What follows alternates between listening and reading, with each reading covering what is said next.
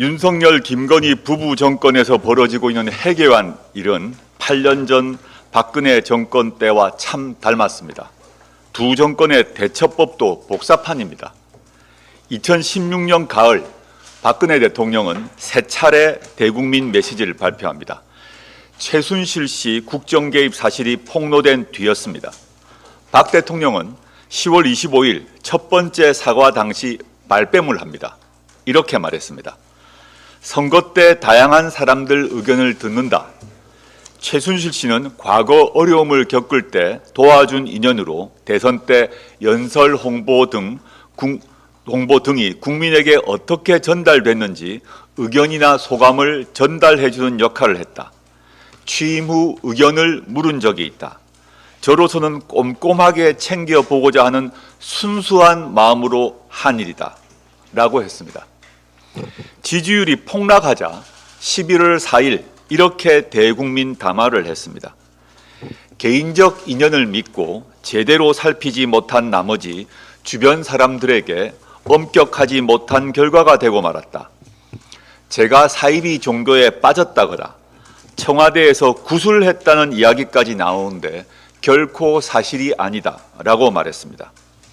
그러면서 국민들께서 맡겨주신 책임에 공백이 생기지 않도록 자주 소통하며 국회 요구를 무겁게 받아들이겠다라고 퇴진 의사가 없음을 명백히 밝혔습니다.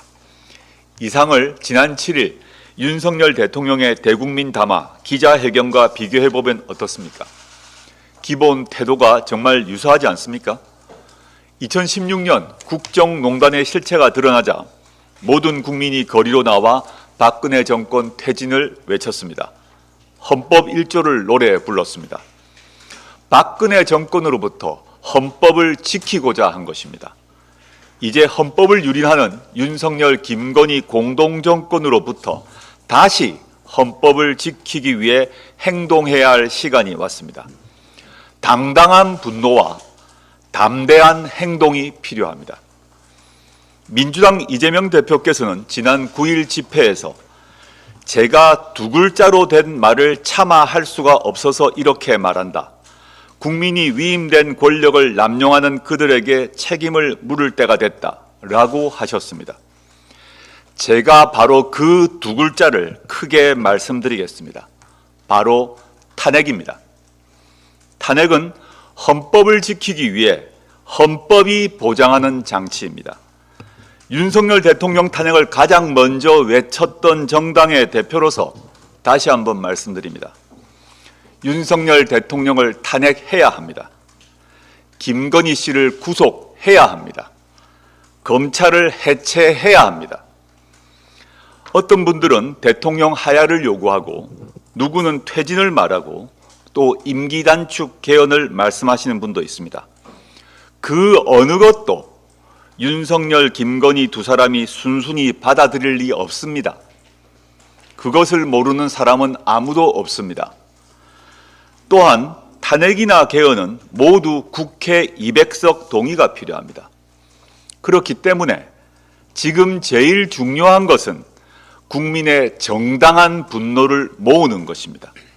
그 힘이 충분히 모여야 탄핵도 개헌도 가능합니다. 조국혁신당은 대통령 탄핵을 위해 우선 노력하되 개헌, 퇴진, 하야 등의 가능성에 모두 문을 열어둘 것입니다. 모든 정당, 모든 언론, 그리고 시민사회에게 정중히 묻습니다. 윤석열, 김건희 공동정권에게 개선 가능성이 있습니까? 윤석열, 김건희 공동정권이 2년 반 더 지속되도록 놔둘 것입니까? 그렇지 않다면 어떤 방식이 조금이라도 빨리 퇴진시킬 수 있는 방식입니까? 아까 박근혜 대통령이 세 차례 대국민 메시지를 냈다고 했습니다. 2016년 11월 29일 담화문은 이랬습니다. 대통령직 임기 단축을 포함한 진퇴 문제를 국회 결정에 맡기겠습니다. 정치권이 논의하여 국정의 혼란과 공백을 최소화하고 안정되게 정권을 이양할 수 있는 방안을 만들어 주시면 그 일정과 법 절차에 따라 대통령직에서 물러나겠습니다. 그런데 여기서 알 수 있듯이 박근혜 대통령은 스스로 결단해야 할 임기 단축을 국회에 넘겼습니다. 그래서 이 담화 발표 102일 뒤 헌법재판소는 박근혜 대통령을 파면했습니다. 탄핵되었던 것입니다. 이제 우리에게도 그 시간이 다가오고 있습니다. 감사합니다. 여기서부터 잠깐 주목해 주시기 바랍니다. 제가 구독자분들을 위해서 깜짝 선물을 하나 준비했는데요. 제가 항상 여러분들께 뭐라고 말씀드렸나요? 뉴스만 평소에 잘 챙겨보셔도 돈이 된다, 돈을 벌 수 있다라고 말씀드렸는데요. 자, 여러분들 여기 보이는 각종 뉴스, 코로나 유행 사건, 러시아 우크라이나의 전쟁, 엔비디아의 실적, 트럼프와 김정은의 관계 등등과 같은 뉴스를 보게 되면 여러분들은 어떤 생각이 드세요? 그냥 뉴스만 보고 끝내는지, 아니면 이 뉴스를 어떻게 이용할 수 있는지 이 부분을 고민하고 계시는지를 되물어보고 싶습니다. 자, 그 이유가 뭐냐 하면 제가 지난 1월 여러분들께 뭐라고 말씀드렸나요? 지금은 반도체 산업에 관심을 가져야 한다. 뉴스만 보고 그냥 넘기지 마시고 한번 투자적으로 고민해 보셔야 한다라고 말씀을 드렸습니다. 그리고 나서 이런 썸네일을 유튜브나 뉴스를 통해서 많이 보셨을 텐데요. 이런 반도체 산업이 이슈가 되었을 때 부자들은 어떻게 생각한다고 했나요? 반도체와 관련된 투자 수단은 뭐가 있는지, 어떤 주식이 가장 좋은지, 어디에 투자해야 돈이 몰리는지 자연스럽게 생각한다고 제가 말씀을 드렸죠. 그 이유가 부자들이 봤을 땐 이슈가 돈으로 이어지고 그 이슈가 나에게 돈을 벌어준다는 경험적 확신이 있기 때문에 부자들은 항상 이런 사회적 이슈와 돈의 흐름을 관심 있게 쳐다본다고 제가 말씀드렸는데요. 이번에도 마찬가지입니다. 제가 지난번에 시청자분들과 함께하는 주식으로 수익 내기 이벤트를 진행했었는데요. 당연히 100% 무료로 진행되었고, 자, 여기 보시면 아시겠지만 제가 지난번에도 저한테 구독이라는 문자를 보내주신 모든 시청자분들께 이렇게 반도체 관련주 중에 많은 종목이 아니라 가장 급등할 확률이 높은 딱 한 종목, 한미반도체 한 종목만을 추천드렸어요. 그러면서 여기 나와 있는 대로 정확히 얼마에 매수해야 하는지, 수익률이 얼마가 나왔을 때 팔아야 할지 정확히 말씀드렸는데 지금 실제로 어떻게 되었나요? 오른쪽을 보시면 아시겠지만 제가 1월에 문자로 한미반도체를 소개해드리고 나서 실제 3배 이상의 급등이 나왔죠. 그래서 당시에도 굉장히 많은 분들이 제가 드린 이 종목으로 수익을 크게 내실 수 있었는데요. 다시 한번 수익 축하드리고 이번에도 마찬가지입니다. 최근 우리나라뿐만 아니라 국제 정세가 매우 불안정합니다. 과열된 AI 이슈와 함께 채권 가격과 일본 엔캐리 트레이드 청산으로 휘청거리고 있는데요. 이제 하락장의 초입으로 다양한 징후들이 나타나고 있습니다. 이제 본격적으로 금리 인하와 함께 하락이 더 심해지면 일반 개인들은 결국 더욱더 시장을 외면하고 가장 싼 가격에 울며 겨장 먹기로 손절하기 마련일 텐데요. 사실 역사적으로 이런 시그널이 있을 때야말로 좋은 주식을 저점에서 매수할 수 있는 절호의 기회입니다. 즉 좋은 주식 시장 상황 영향에 따라 어쩔 수 없이 떨어질 때를 적극적으로 노려야 한다는 거죠. 자, 그렇기 때문에 제가 이번에도 뭘 보내드린다고요?